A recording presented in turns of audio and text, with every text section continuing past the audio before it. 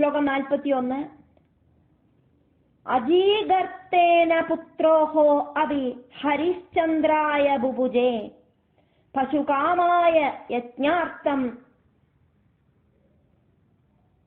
ദത്തോ മൗല്യേന സർവദാ. അജീഗർത്തേന പുത്രോഭി ഹരിശ്ചന്ദ്രായ ബുഭുജേ പശുകാമായ യജ്ഞാർത്ഥം ദത്തോ മൗല്യേന സർവദാ. യജ്ഞத்துக்காக பசுவை தேடிண்டு நடந்த ஹரிச்சந்திர மகாராஜாக்கு அஜீகர்த்தன் அவரோட புத்திரனை கொடியும் விலக்கி கொடுத்தார். அது தெரியாதா உங்களுக்கு? ஸ்லோகம் 42. சுகானாம் சாதனம் திரவியம் தனாத் சுகசமுச்சயः தனம் ஆர்ஜய லோபः சேத்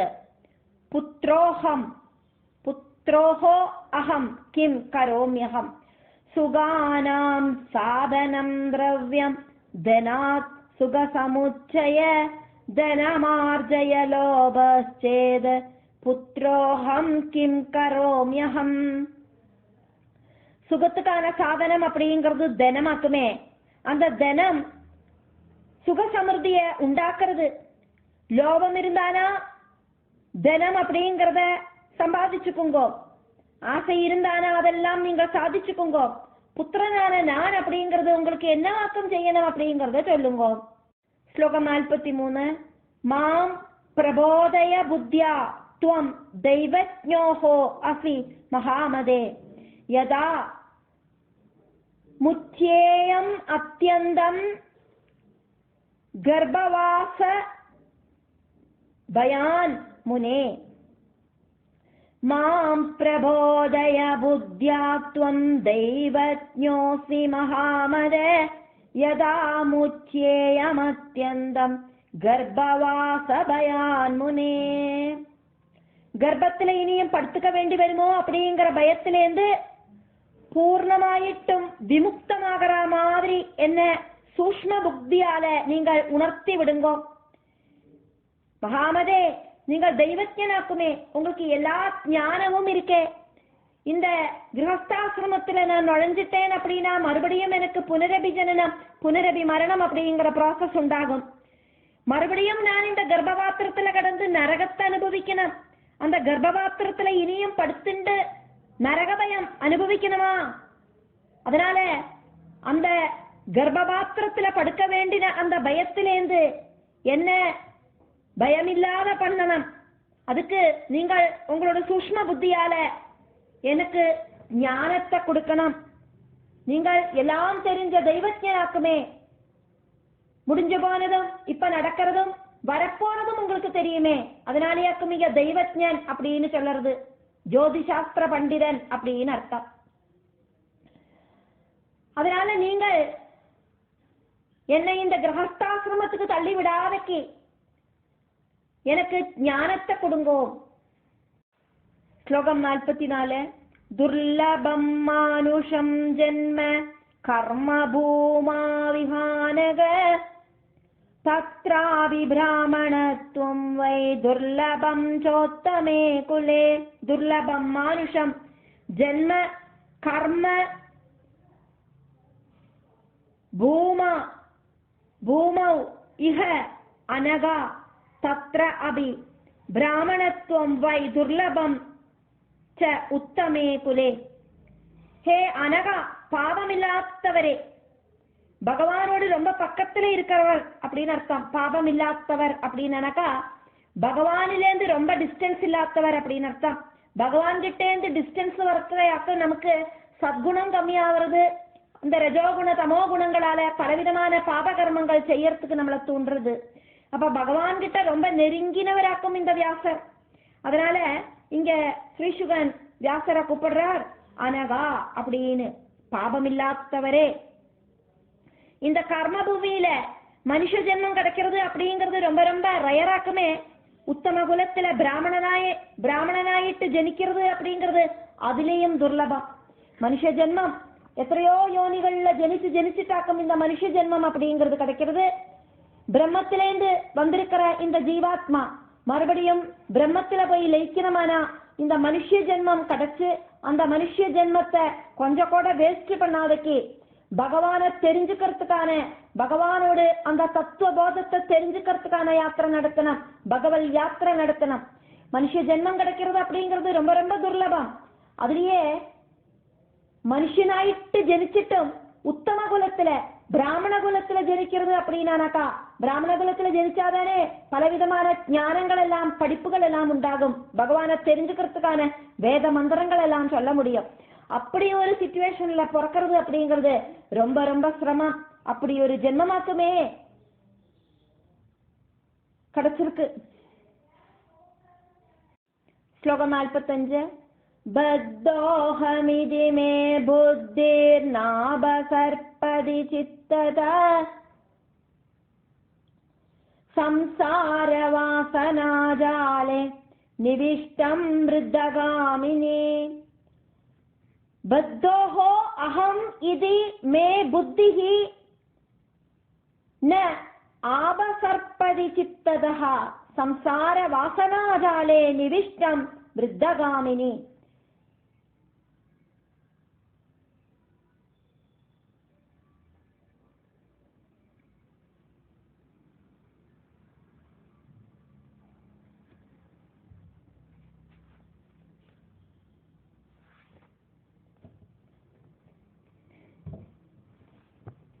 பந்தனாக்கும் நான் அப்படிங்கிறது புத்தி.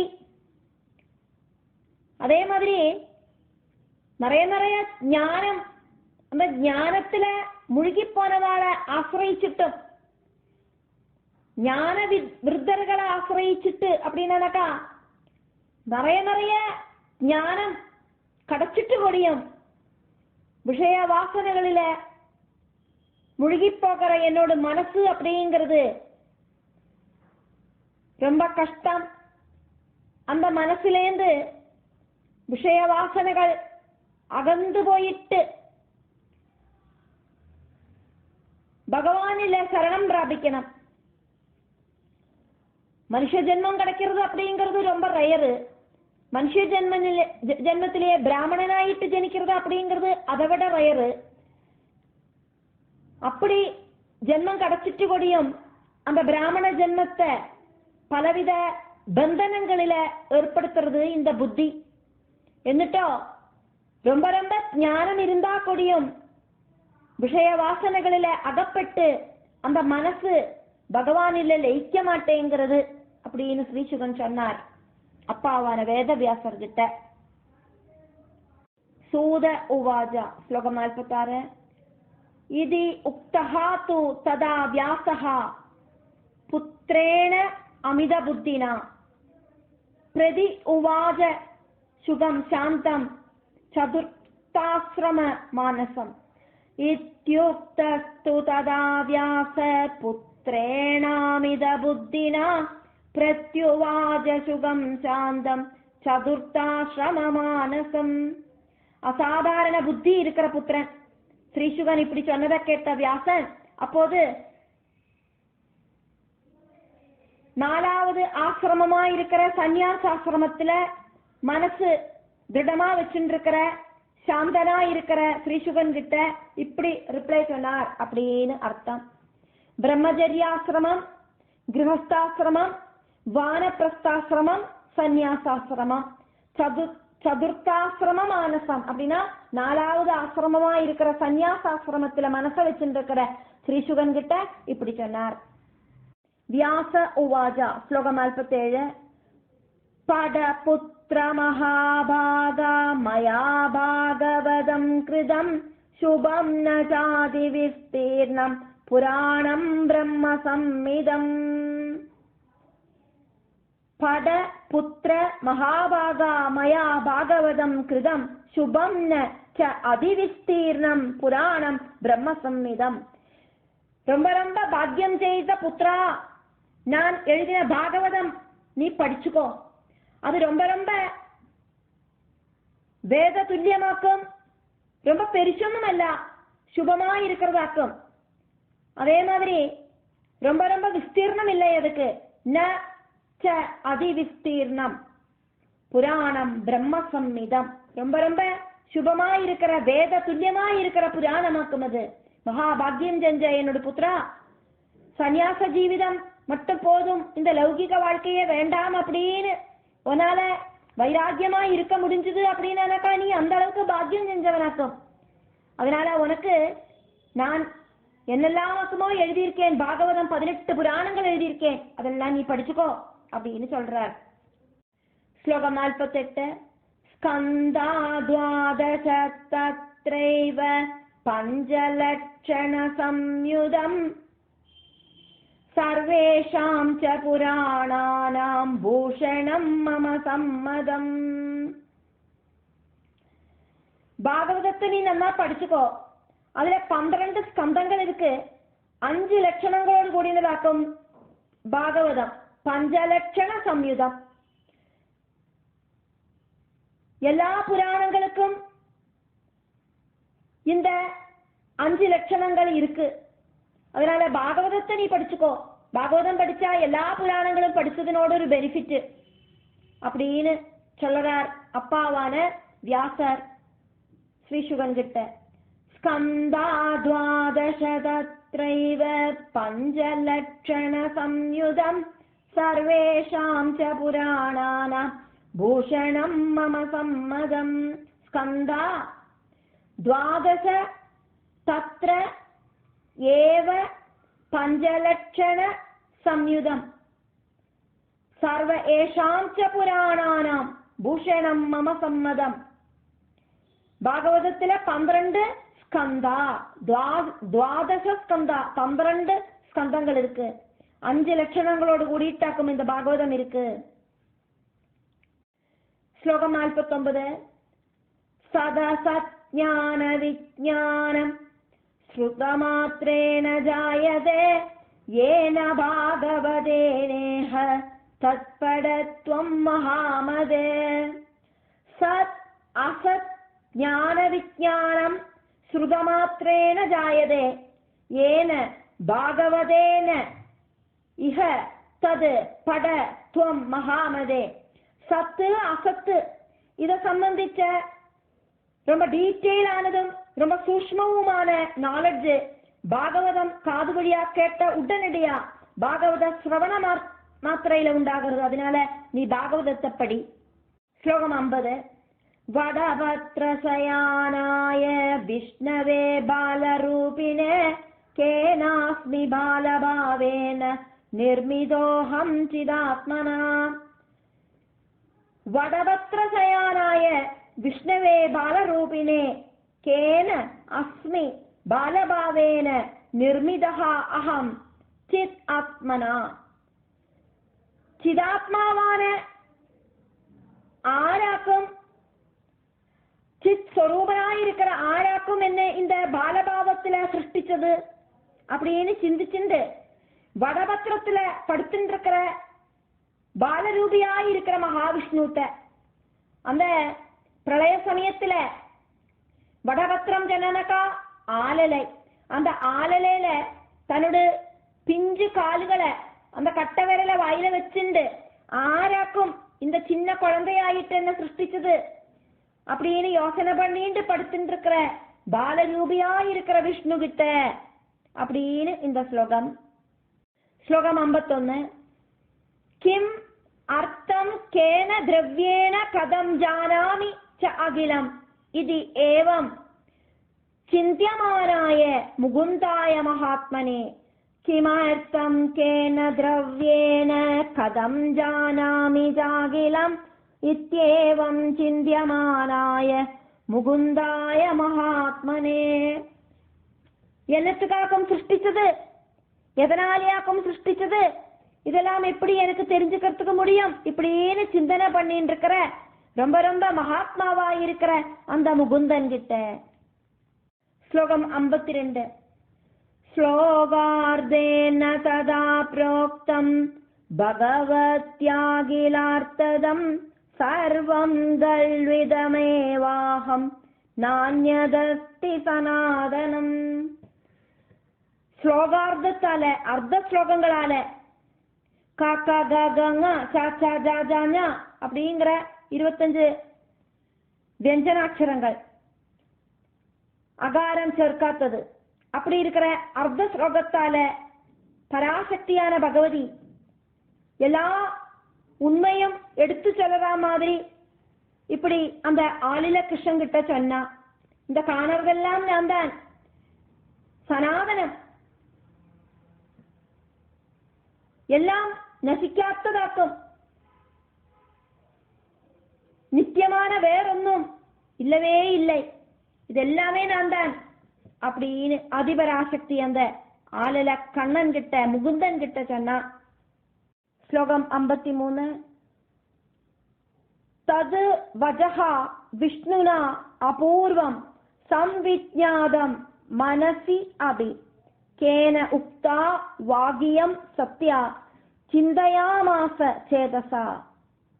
தத்வஜோ விஷ்ணுனா பூர்வம் சம்விஜ்ஞாதம் மனஸ்யபி கேனோக்தா வாகியம் சத்யா சிந்தயாமாச சேதசா.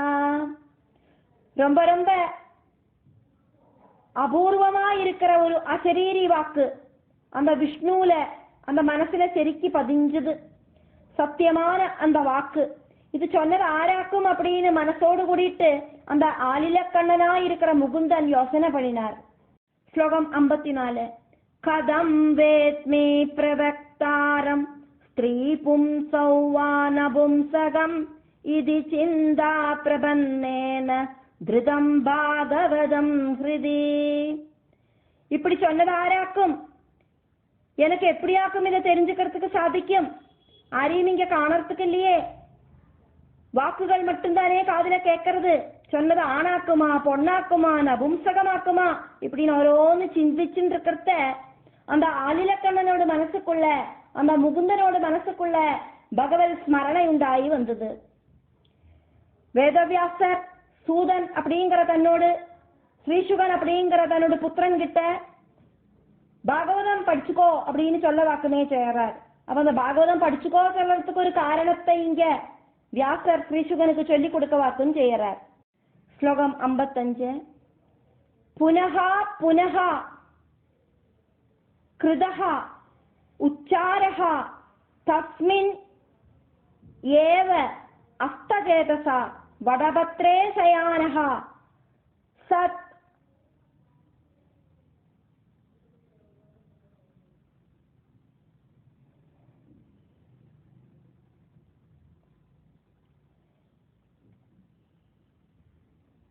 அபூத் சிந்தா சமன்விதஹ புனः புனः கிருதோச்சார தஸ்மின்னேவாஸ்தசேதசா வடபத்ரே சயான சன்னபூத் சிந்தா சமன்விதா. கேட்ட சத்தம் அத மறுபடியும் மறுபடியும் யோசனை பண்ணிண்டு மறுபடியும் மறுபடியும் சொல்லி பார்த்துண்டு மனசை கான்சென்ட்ரேஷன் பண்ணி அந்த ஆளிலையில படுத்துட்டு இருக்கிற அந்த கண்ணன் ஆளில கண்ணன் இப்படி சிந்தையோடு கூடிட்டு இருந்தார். அம்பாளோட அசரீரி வாக்கியம் அர்த்த வாக்கியம் மட்டுமே கேட்டது, அர்த்த ஸ்லோகார்த்தம். அத மறுபடியும் மறுபடியும் இப்படி சிந்தனை பண்ணிட்டு இருந்தார். அதனோட அர்த்தம் என்ன வாக்கும் அப்படின்னு. ஸ்லோகம் 56. ததா சாந்தா பகவதி பிராதுராச சதுர்புஜா சங்கசக்ரகதா பத்மா வராயுதரா சிவா. அப்போது சங்குசக்கர கதா பத்மங்களும் திவ்ய ஆயுதங்களும் தெரிச்சு சதுர்புஜையா இருக்கிற 4 கைகள் இருக்கிற மங்கள ஸ்வரூபிணியா இருக்கிற சௌமியமா இருக்கிற அம்பாள் அங்க பிரத்யட்சமானா ஆளில கண்ணனோடு முன்னால வந்து நின்னா அம்பாள். ஸ்லோகம் 57. திவ்யாம்பரதரா தேவி திவ்யபூஷணபூஷிதா சம்யுதா சதுர்ஷீபிச்ச சகீபி ஸ்வவிபூதிபி. திவ்யாம்பரதரா தேவி திவ்யபூஷணபூஷிதா சம்யுதா சதுர்ஷீபிஹி ச சகீபிஹி ஸ்வவிபூதிபிஹி. ദിവ്യ വസ്ത്രങ്ങൾ ധരിച്ചിട്ടും ദിവ്യ ആഭരണങ്ങൾ അണിഞ്ഞിട്ടും அம்பாளோடு விபூதிகளாக்குமோ அப்படின்னு தோணறா மாதிரி இருக்கிற சகிகளோடும் கூடிட்டு அந்த தேவி அங்க வந்து நின்னா. ஸ்லோகம் 58. பிராதுஹு பபூவ தஸ்ய அக்ரே விஷ்ணோஹோ அமித தேஜசஹ மந்தஹாஸ்யம் பிரயுஜ்ஞான மகாலட்சுமிஹி சுபானனா. प्रादुर्बभूव तस्याग्रे विष्णोरमित तेजसा मन्दहास्यं प्रयुज्ञाना महालक्ष्मी शुभानना. மகாலட்சுமி புன்னகை தூகிண்டு நல்ல அழகான புஞ்சிரிப்போடு கூடிட்டு ரொம்ப ரொம்ப தேஜஸான அந்த ஆளில கண்ணன் அப்படிங்கிற விஷ்ணுவோடு முன்னால பிரத்யட்சமாயிட்டு வந்து நின்னா. சூத உவாஜா, சூதனாக்குமே சௌனகாதிகளுக்கு கதை சொல்லிட்டு இருக்கார். அதனால இங்க சூதன் சொல்ற மாதிரி இங்க எழுதப்பட்டிருக்கு. 59வது ஸ்லோகம். தாம் ததா சம்ஸ்திதாம் திருஷ்ட்வா ஹிருதயே கமலேட்சண விஸ்மித சலிலே தஸ்மின் நிராதாரம் மனோரமாம். அந்த சமுத்திரத்தோடு மேல எந்த ஒரு ஆதாரமும் இல்லாதக்கு நிக்கிற அந்த அழகிய பார்த்துட்டு விஷ்ணுவோடு மனசுக்குள்ள அதிசயம் உண்டாகிறது. தாமர கண்ணனா இருக்கிற விஷ்ணுவோடு மனசு கமலேட்சண ஹிருதயே அப்படி இருக்கிற விஷ்ணுவோடு மனசுக்குள்ள ஆச்சரியம் உண்டாகிறது. குழந்தை பாவத்தில எழுவோ படுத்துட்டு இருக்கிறது. அந்த ஆளிலையில காலில் இருக்கிற அந்த கட்டவிரலையும் வாயில வச்சுட்டு சின்னஞ்சிறு குழந்தையாயிட்டு அந்த ஆளிலையில அந்த சமுத்திர ஜலத்துல பிரளய ஜலத்துல படுத்துட்டு இருக்கிற மகாவிஷ்ணுவோடு முன்னால அந்த லட்சுமி தேவி வந்து நின்னோன மகாவிஷ்ணுவா இருக்கிற அந்த பாலகனான சின்ன குழந்தைக்கு அதிசயம் தோணுறது. ஸ்லோகம் 60. சூதன் கண்டினியூ பண்றார் அவரோட கதைய. ரதிர் பூதி ததா புத்திர் மதி கீர்த்தி ஸ்மிருதிர் திருதே ஸ்ரத்தா மேதா ஸ்வதா ஸ்வாஹா க்ஷுதா நித்ரா தயாகதி. ரதிஹி பூதிஹி ததா புத்திஹி மதிஹி கீர்த்திஹி ஸ்மிருதிஹி திருதிஹி ஸ்ரத்தா மேதா ஸ்வதா ஸ்வாஹா க்ஷுதா நித்ரா தயாகதிஹி. ரதி பூதி புத்தி மதி கீர்த்தி ஸ்மிருதி திருதி ஸ்ரத்தா மேதா ஸ்வதா ஸ்வாஹா க்ஷுதா நித்ரா தயாகதி. இப்படி இருக்கிற சக்திகள் அதாக்க நீங்க சொல்லப்படுறது. ஸ்லோகம் 61. துஷ்டி புஷ்டி க்ஷமா லஜ்ஜா ஜ்ரும்பா தந்திராஜ சக்தயா சம்ஸ்திதா சர்வத பார்ஷ்வே மகாதேவ்யா ப்ருதக் ப்ருதக். ப்ருதக் அப்படின்னா பிரத்யேகம் பிரத்யேகம். நிறைய நிறைய தேவிகள் அங்க வந்து நின்னா அப்படின்னு அர்த்தம். நிறைய தேவிகளோட பேரையாக்க நம்ம பார்த்துட்டு இருக்கோமே. துஷ்டிஹி புஷ்டிஹி க்ஷமா லஜ்ஜா ஜ்ரும்பா தந்திராஜ சக்தயா. துஷ்டி புஷ்டி க்ஷமா லஜ்ஜா ஜ்ரும்பா தந்திரா இப்படிங்கிற சக்திகள் சம்ஸ்திதாக சர்வதா சர்வதா பார்ஷ்வே மகாதேவியாக ப்ருதக் ப்ருதக். இப்படி இருக்கிற சக்திகள் எல்லாம் அந்த மகாதேவியோடு 4 பக்கத்திலையும் வந்து தனித்தனியா நின்னா. அந்த மகாலட்சுமி வந்து தாமர கண்ணனா இருக்கிற பகவானோட முன்னால வந்து நிக்கிறதுக்குள்ளேயும் அந்த மகாலட்சுமிய அகம்படி சேவிச்சுட்டு நிறைய தேவி சக்திகள் அங்க வந்து நின்னா. அதாக்க நீங்க பார்த்துட்டு இருக்கோம். ரதிர் பூதிர் ததா புத்திர் மதி கீர்த்தி ஸ்மிருதிர் திருதே ஸ்ரத்தா மேதா ஸ்வதா ஸ்வாஹா க்ஷுதா நித்ரா தயாகதே. துஷ்டி புஷ்டி க்ஷமா லஜ்ஜா ஜ்ரும்பா தந்திராஜ சக்தயா சம்ஸ்திதா சர்வத பார்ஷ்வே மகாதேவ்யா ப்ருதக் ப்ருதக். இப்படின்னு இந்த 60, 61, 2 ஸ்லோகங்களையும் சேர்த்து சொன்னாதான் இதனோட அர்த்தம் சரியா வரும். அப்படிங்கிறதுனால இது ரெண்டும் சேர்த்து சொல்லப்பட்டது. ஸ்லோகம் 62. வராயுதரா சர்வா நானா பூஷண பூஷிதா மந்தாரமாலா புலிதா முக்தாஹார விராஜிதா. எல்லாரும் சிரேஷ்டமான ஆயுதங்கள் தரிச்சுட்டு இருந்தா, பலதரம் ஆபரணங்களை போட்டு இருந்தா, அதே மாதிரி மந்தார மாலைகள் எல்லாம் போட்டு இருந்தா, முத்து மாலைகள் போட்டு இருந்தா. இப்படி அத்தனை பேரும் ஜொலிச்சு நின்னா. ஸ்லோகம் 63. தாம் திருஷ்ட்வா தாச்ச சம்விஷ்ய தஸ்மின்னேகார்ணவே ஜலே விஸ்மயாவிஷ்ட ஹிருதய சம்பபூவ ஜனார்தனா. ஒரே ஒரு ஆழிப்பரப்புல, அந்த சமுத்திர பரப்புல அந்த தேவியையும் சக்திகளையும் பார்த்துட்டு விஷ்ணுவோட ஹிருதயம் அப்படிங்கிறது ரொம்ப ரொம்ப ஆச்சரியமாயிடுத்து. அவருக்கு அதிசயம் தாங்க முடியலை. ஆளில கிருஷ்ணன் இப்படி அந்த ஆளிலையில சமுத்திர ஜலத்தோடு மேல இப்படி படுத்துட்டு இருக்கார். சின்ன குழந்தை. அவர் இப்படி எங்கேந்தாக்கும் சத்தம் வந்தது, ஆராக்கம் பேசுறா அப்படின்னு பாக்கிறதுக்குள்ளையாக்கும் அம்பாள் பரிவாரங்களோடு கூடி நிக்கிறா. இப்படி தேவியையும் சக்திகளையும் எல்லாம் பார்த்துட்டு அந்த ஆளில கண்ணனா இருக்கிற விஷ்ணுவோட ஹிருதயம் அப்படிங்கிறது அதிசயமா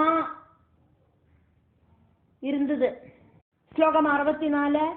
சிந்தயாமாச சர்வாத்மா திருஷ்டமாயோதி விஸ்மிதா குதோ பவா ஸ்திரிய சர்வா குதோஹம் வடரல்பகா. சிந்தயாமாச சிந்தயாம் ஆச சர்வாத்மா திருஷ்டமாயோஹோ அதிவிஸ்மிதா குதோ பவாஹ ஸ்திரியஹ சர்வாஹ குதோஹோ அஹம் வடதல்பகா. சர்வாத்மாவான அந்த பகவான் மாயா தர்சனத்தால ரொம்ப அதிசயிச்சு சிந்தனப்பட்டார். அவர் மாயையாக்கம் தரிசிச்சதே. அப்ப அவரு சிந்திக்கிறார், எங்கேந்தாக்கம் இந்த ஸ்திரீகள் எல்லாம் இங்க நிக்கிறா, இந்த ஆலையில படுத்துட்டு இருக்கிற நான் எங்கேந்தாக்கம் உண்டானே இப்படின்னு எல்லாம் சிந்தனை பண்றார் விஷ்ணு. ஸ்லோகம் 65. ஆஸ்மின்னேகார்ணவே கோரே ன்யக்ரோத கதமுத்திதா கேனாஹம் ஸ்தாபிதோஸ்ம்யத்ர சிசும் கிருத்வா சுபாகிருதிம். கோரமான இந்த சமுத்திர ஜலத்தோடு மேல இந்த ஆளில எங்கேந்தாக்கும் வந்தது. அதே மாதிரி அழகான ஒரு குழந்தையாயிட்டு என்ன இந்த ஆளில ஆராக்கம் வச்சிருக்கா. அப்படின்னா குழந்தையா இருக்கிறதுக்கு ஆராக்கம் காரணம் என்ன? ஆராக்கம் சிருஷ்டிச்சா. மமேயம் ஜனனீனோ வா மாயா வா காவி துர்கடா தர்ஷனம் கேன சித்வத்ய தத்தம் வா கேன ஹேதுனா. இவள் இந்த அம்பிகை ஆராக்கும் என்னோட அம்மாவாக்குமா? அப்படி இல்லைன்னா எனக்கு சங்கல்பிக்கிறதுக்கு முடியாத அளவுக்கு ஏதாவது மாயையாக்குமா? எனக்கு ஆராக்கும் இந்த தர்சனத்தை தந்தது என்னவாக்கும்? இதுக்கு காரணம் இப்படின்னு ஏகப்பட்ட கொஸ்டின் அந்த குழந்தையோடு மனசுக்குள்ள வருது. இந்த குழந்தை மகாவிஷ்ணுவாக்குமே, அவருக்கு என்னவாக்கும் ஏதாக்கும் ஒன்னும் புரிபடலை. ஸ்லோகம் 67. கிம் மயா சாத்ர வக்தவ்யம் கந்தவ்யம் வானவா கொஜே மௌனமாஸ்தாய திஷ்டேயம் பாலபாவாததந்திரிதா. கிம் மயா அத்திர வக்தவ்யம் கந்தவ்யம் வா ந வா கொஜித் மௌனம் ஆஸ்தாய திஷ்டேயம் பாலபாவம் அதந்திரிதா. நான் ஆராக்கும் அப்படின்னாக்கும் சொல்லணும். எங்கேயாவது போனாலோ நமக்கு நீ இங்க பயந்துட்டு படுத்துக்கவே படலை. இனி என்னவாக்கும் செய்யணும்? எங்கேயாவது ஓடி போயிடலாமா?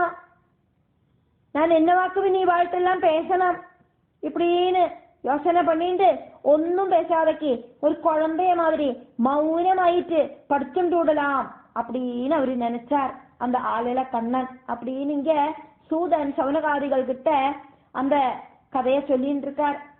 பாகவதம் படிச்சுக்கோ அப்படின்னு ஸ்ரீசுகன் கிட்ட வியாசர் சொன்னதாக்குமே. அதனால அந்த எதனாலேயாக்கும் அதை படிக்க சொல்றேன் அப்படிங்கறத வியாசர் ஸ்ரீசுகருக்கு சொல்லி கொடுக்கறதையாக்கும் இங்க சூதன் சவுனகாதிகளுக்கு வர்ணிச்சுட்டு இருக்கார். இப்படி சொல்லிட்டு பிரதம ஸ்கந்தத்துல 15வது அத்தியாயம் முடிவடைகிறது.